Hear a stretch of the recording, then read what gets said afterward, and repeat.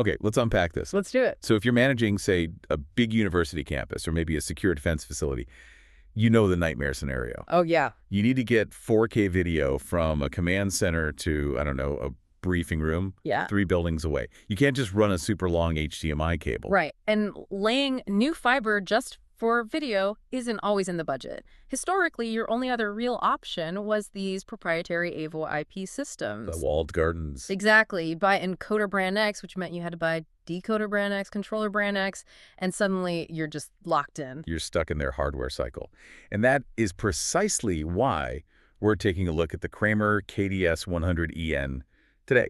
It's an AVoIP streaming encoder, sure, but the big headline here is open standard. It really feels like a direct response to that proprietary fatigue we all feel. It's built on H.264 and H.265 codecs. And for any of the IT pros listening, that means something immediately. It does. It means the hardware is essentially becoming invisible. You aren't transmitting some weird proprietary signal. You're just sending standard data packets over the network. Which means, correct me if I'm wrong, you wouldn't even need a hardware decoder on the other end. Right? Not necessary. You could just pick up that stream on a laptop with, like, a VLC player if you really had to. Precisely. That is the whole beauty of the open standard approach. But, it's not just about avoiding that vendor lock-in. It's about density. The scale of it.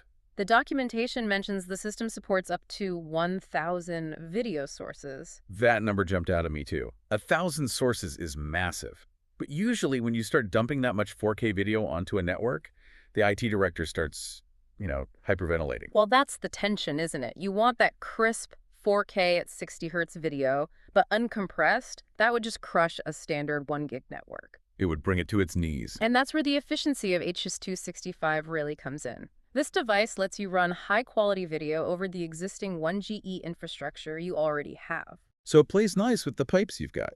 Yeah. Now, I saw something in the specs called dual streaming. What's that about? It's a really smart feature. Think about it from a storage angle. The primary stream is your heavy 4K 60 for the big display. The wow factor. Right. But at the same time, it's pushing a secondary stream at 1080p. So if you're in a command center recording operations 24/7, you don't want to archive petabytes of 4K footage. Ah, okay. So you record the 1080p stream for the archives, but you display the live 4K. You got it. Smart workflow. But there's always a trade-off with compression. Latency. If I'm watching a live speaker, is there a lag, a lip sync issue? It's surprisingly tight. Kramer clocks it at around 40 milliseconds. 40. So what does that feel like? It's functionally instant for the human eye. You won't get those distracting delays in a live lecture or a briefing. Speaking of briefings, the target market here, it lists defense and homeland security. Right. And that context changes everything. It has to. In a boardroom, a hacked video feed is embarrassing. In a defense facility, it's a genuine threat vector. So what are they doing about that? What's impressive is the implementation of OWASP 10 standards. OWASP. That's something we usually talk about for web application security, not AV hardware. Exactly. But these devices have web-based management pages. If those aren't hardened against things like injection attacks, the AV encoder itself becomes a backdoor into the secure network. Trojan horse. For sure.